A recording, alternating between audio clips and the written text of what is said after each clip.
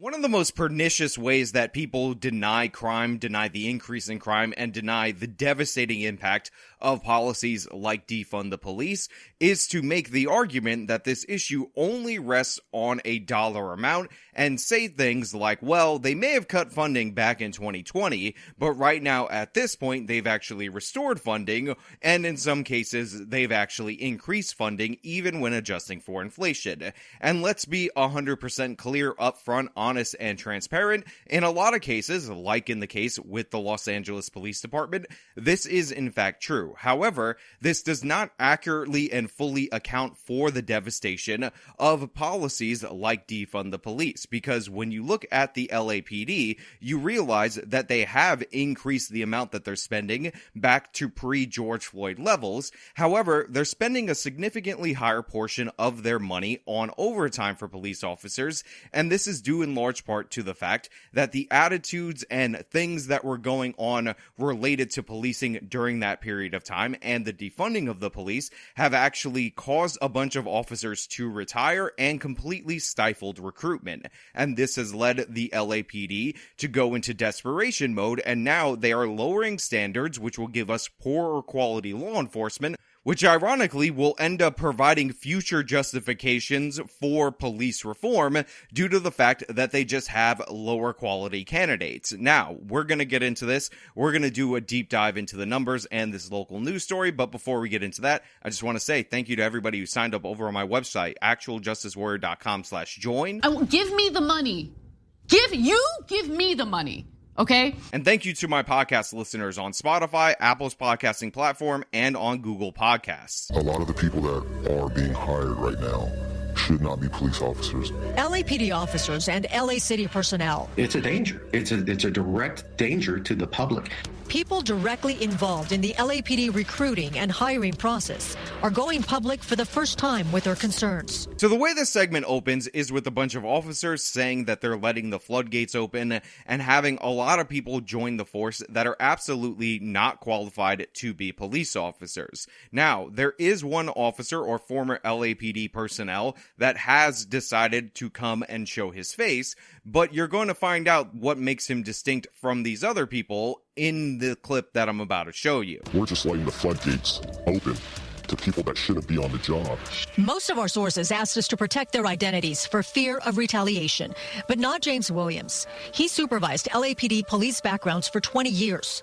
Williams retired a year ago. So the key thing that I want you to focus on right there is the reason why he's coming forward, the reason why he feels comfortable coming forward and isn't in fear of retaliation, and that is because he's retired. He's living off the pension. He is one of the officers that left the force. And speaking of officers that left the force, I think it is incredibly crucial for us to get into the numbers so you can understand why the LAPD is desperately lowering their recruiting standards and thus is going to lead to worse qualified officers because they're in an incredible bind post George Floyd and the anti-cop sentiment. I have nothing to gain from this, but it's the right thing to do. Prosecute the police! After the death of George Floyd in Minneapolis in 2020, followed by massive protests across the country and anti-police sentiment, Williams alleges the LAPD began making changes in its recruiting process. So when I looked up the number of personnel in the LAPD, I found that on Wikipedia they actually had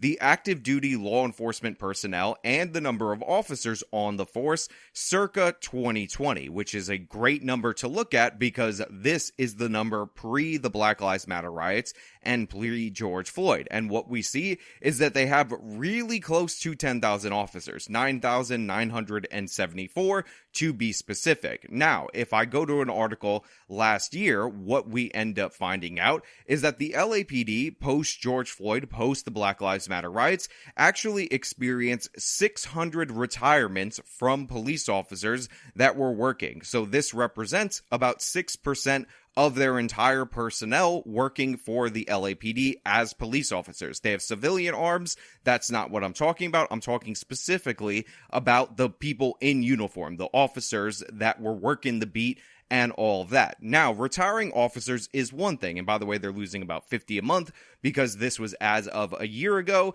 and that would be perfectly fine as long as you were replacing those who were lost with new recruits. However, the recruiting class for the LAPD has been absolutely devastated, and even with the lowering of the qualifications this year, you can see they were already drawing in way too many unqualified candidates. One of the first things that you need to understand is that the LAPD, like the NYPD, actually canceled a recruiting class in the wake of the George Floyd incident and the Black Lives Matter riots as a part of the defund the police attitude. So when their retiring started, they were already behind the 8 ball in that regard. Now, out of desperation, the LAPD actually is trying to recruit people on a monthly basis to desperately get officers into the force. However, this is not leading to success. In fact, they had recruiting class number 322, which is the one that was featured in this article, and it only managed to produce 27 officers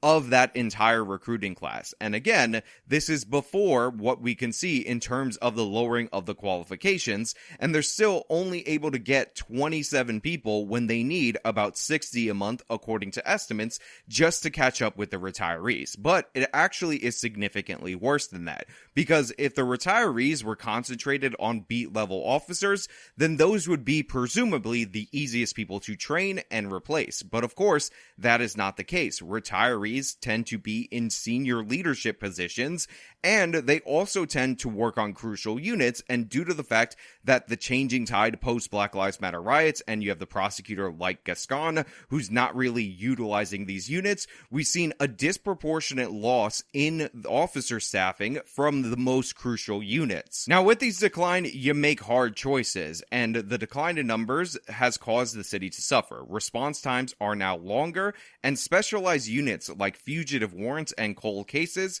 have either been downsized or completely eliminated. Now, there are few people more dangerous than fleeing fugitives of the law, and the LAPD is completely compromised in their ability to run these people down, so you have a lot more people with absolutely nothing to lose out on the loose in the city of Los Angeles, wreaking havoc on their citizens. And again, it's not going to get easier over time, because if what is said in this news piece is true, and they're significantly lowering the qualifications, combined with asking these people to work more overtime, so these officers are going to be more tired on the job, you're obviously going to lead to more terrible results, and more importantly, you're also going to lead to situations that are going to create big political scenes that, of course, are going to put more pressure on politicians in order to cut the funding from these officers. And as this happens, you essentially get into a cycle of a death spiral with the Los Angeles Police Department. And again, I need to make this 100% clear. This is not just limited to Los Angeles. It's not just the LAPD. This is a similar trend that we're seeing happening everywhere. But their current solution is not the proper way. It is not the proper resolve to have when facing these levels of adversity. We were given direction to focus more on diversity candidates, which we always have. Regardless of the candidate, the good ones always float to the top. But he says if the top-tier candidates were not from a specific minority group, They didn't want them, so they sat on the shelf. I myself am a minority, and I completely believe in diversity in the department because that's what makes Los Angeles a great city. But we need to hire good, qualified candidates that can do the job. Yeah, that's right.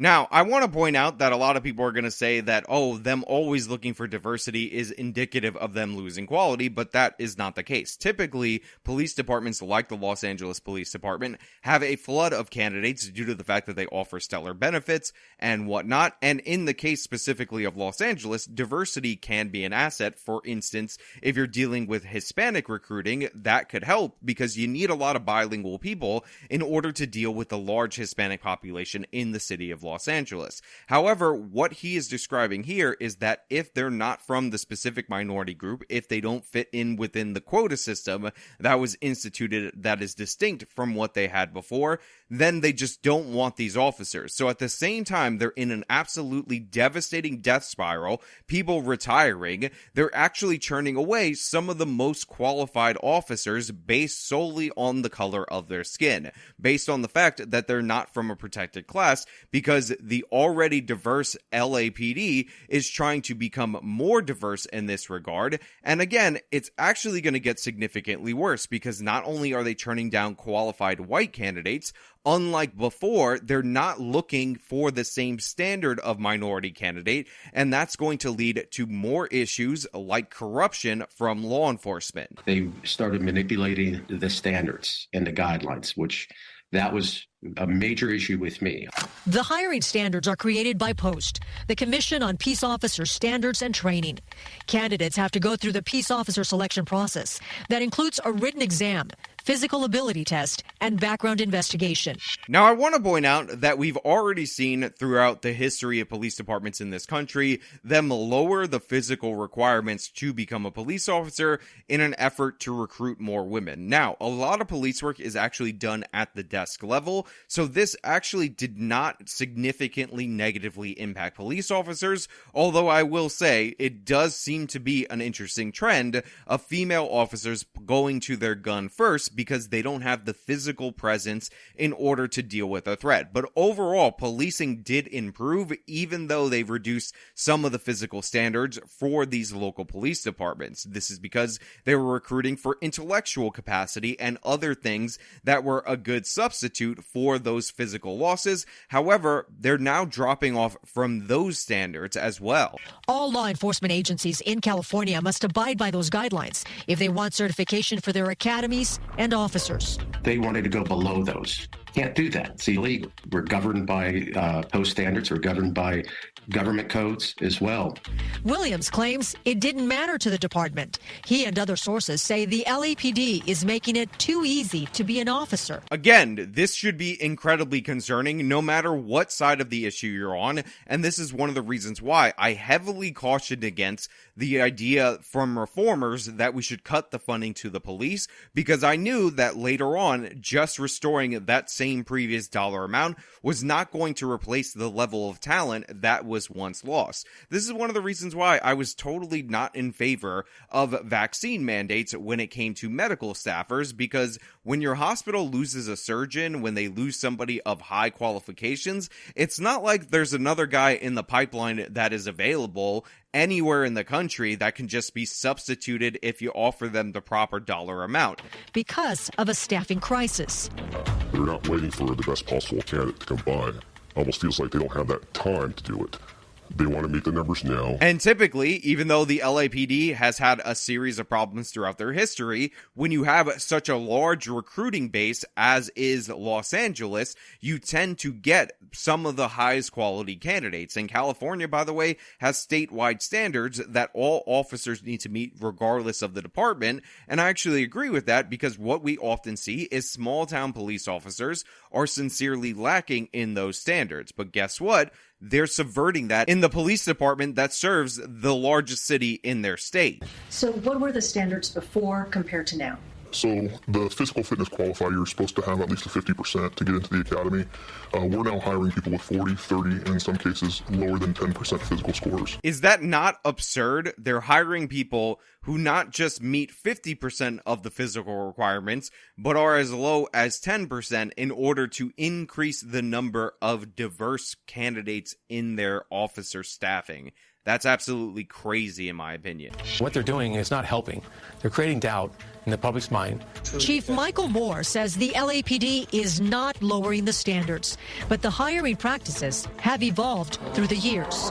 When you're eliminating people to be a members organization because you can't run a mile and a half in 12 minutes, you got to ask yourself, when's the last time an officer ran a mile and a half? And understand it. Is that still relevant? Yes, it's definitely still relevant. You should be able to do that. You're not running or training to run a mile and a half in 12 minutes because an officer does that frequently. You're doing that because if you can hit that benchmark, you can typically outrun or outlast a fleeing criminal in a shorter distance. This should be the most obvious thing in the world. What this man is saying is absolute madness. I am unsurprised that the commissioner is named Michael Moore because he's feeling like that other Michael Moore that hangs out in Los Angeles a little bit too much. Our sources say the written exam is a lot easier because now it's a multiple choice test. The written exam, we've had that test for years.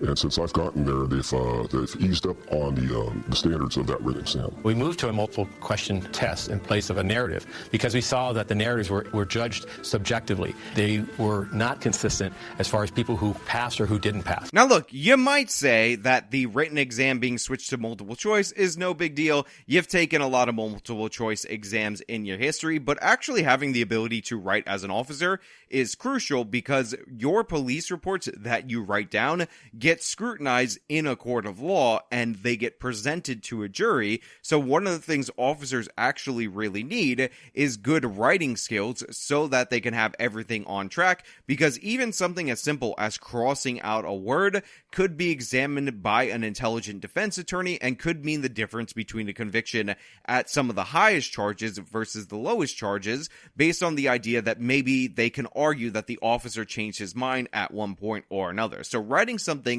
in a smart, intelligible way, in a narrative way, as was tested in the previous test, seems like it is a valuable skill, even if superficially you might think it's not. However, we haven't even gotten to the absolute best part. We haven't even gotten to the meat, potatoes, and vegetables, eat your vegetables, kid, part of this video.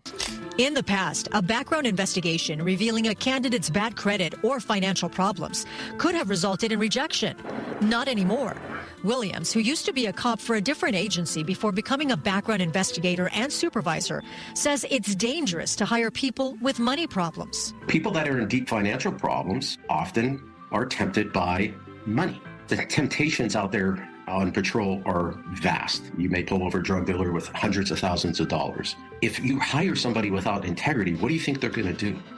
They're going to steal. They're no longer screening out people with significant problems financially, which the reason why they do this is because we used to have a huge problem with economic corruption in our police departments, and people being in debt were more vulnerable to bribery and from taking stuff from scenes of crimes and whatnot, and this leads to poorer, worse behavior. Part of the professionalization of police in order to address that issue was screening for things like debt, connections to criminal organizations, possible debts to criminal organizations, credit checks, and all of that. And that is being removed. And clearly and obviously, you can see how that would lead to somebody being very vulnerable. You can't get a security clearance in the United States of America if you have a significant amount of debt and you are considered compromised in that regard. I do worry about officers who would fall prey to bribery. The reality is that, unfortunately, this profession and this own department in the past decades have had those individuals with what I guess those same critics would say a more stringent standard.